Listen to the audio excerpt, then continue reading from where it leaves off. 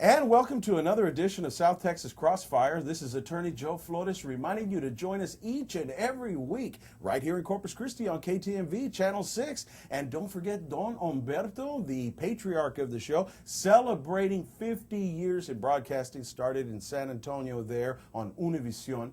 And bienvenidos a toda la comunidad hispana. This is Joe Flores, your host. And don't forget K Alamo, the sister station right there in San Antonio, Channel 21, soon to be Channel 23. And our friends in Laredo, our signal there, CBS, Gabe Gonzalez and his right hand, Jacob, getting it done. And we're going 80 miles into Mexico. Every guest who comes on, they don't know it, they're an international star. And let's not forget about YouTube. I load these things up, and we're at 130 episodes and growing strong, or I should say webisodes, and that's youtube.com. And just type in my name, Joe Flores, or put in South Texas Crossfire. With me today, I have the distinct pleasure of introducing Justice Wainwright. This man is a first trendsetter in many areas, and I'll tell you, first African-American valedictorian of his high school class. And then we're talking about finished with honors at Howard University.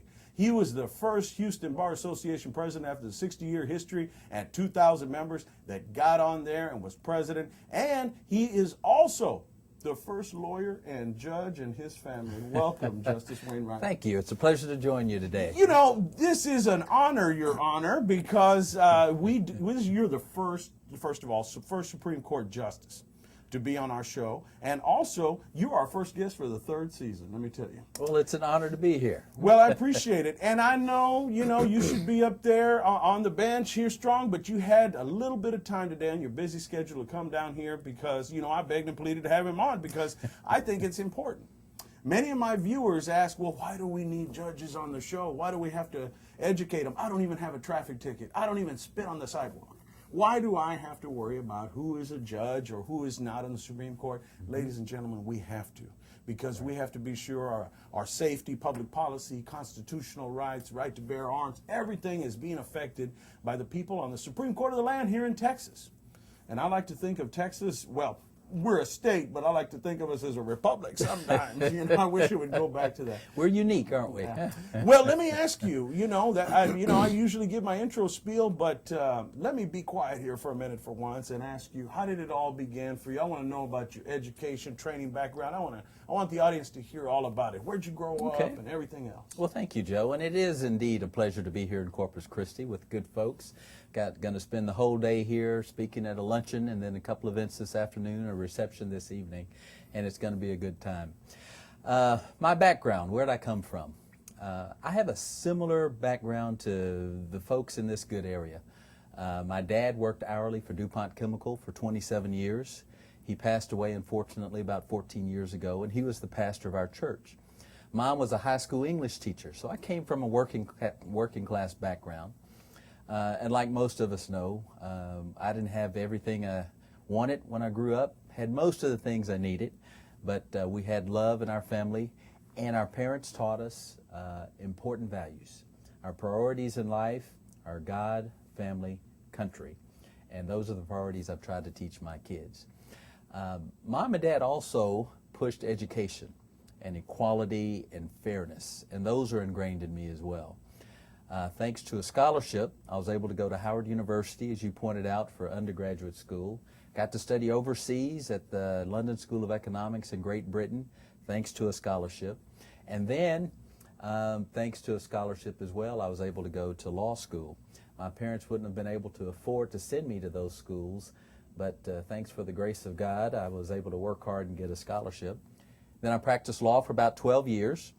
I was appointed to be a district judge in Houston in 1999, and then 3.5 years later was elected to the Texas Supreme Court, and here I am. Well, and that background, I know you've just given us a broad strokes on it, but and in my position as a Hispanic lawyer, many times I forget I'm Hispanic. First of all, I'm a lawyer, and we kind of and I don't know how you feel about this, but in my opinion, we kind of look at this as glossing over that we've had to overcome a lot of things. I grew up, not not utterly poor, but also with blessings. My father was a teacher; he's passed on, and my mother was a nurse, and so we've come from these kind of backgrounds.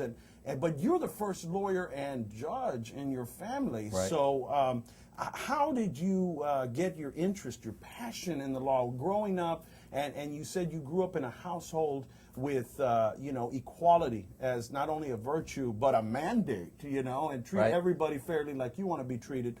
What made you give you that passion to become a lawyer and then later a jurist? Okay, good question. A couple of things were important in me deciding I wanted to be a lawyer and wanted to work to ensure protection of rights under the law for all of us. First, in the 60s, I grew up in a segregated area, in a segregated town, and I went to a segregated elementary school. And Joe, I was called things that we don't want to talk about on TV. I yearned for equality. I yearned for justice. And my parents, both being active in the church, and when you talk about God and His goodness, and that makes you think about how everybody should be fair to everyone else. So those two experiences, the church and going to segregated schools and being mistreated early in my life, made me focus on equality. That's what led me to the law, because our Constitution has incredible ideas about fairness and justice and equality and equal treatment under the law. And that's what prompted me to get into the law, Joe.